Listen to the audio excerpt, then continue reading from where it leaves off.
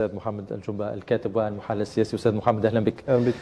إذن مفاوضات طريق سد النهضة تقريبا في طريق مسدود أو في خط واحد، يعني مصر تفاوض كما يرى العالم إلى أرض مصر، وإن كنا معارضين وإن كنا مناهضين للانقلاب العسكري وما زلنا مناهضين للانقلاب العسكري حتى هذه اللحظة ومناهضين እኛ ይላል ይሄ እንግዲህ ተቋሚ ነው። ምንም እንኳን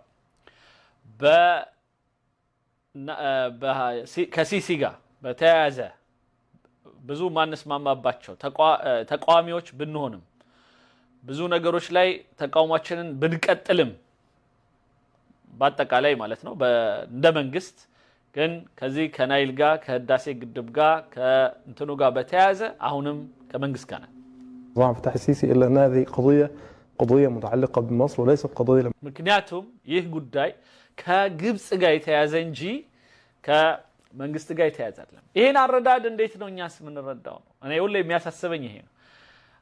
ሰዎች ስለ ልማት ሲያወሩም ስለምንም ሲያወሩም ሁሌ ከመንግስት ጋር ከተላለፉት ምንም ነገር አይሄዱም፣ ምንም ነገር አይሰሩም።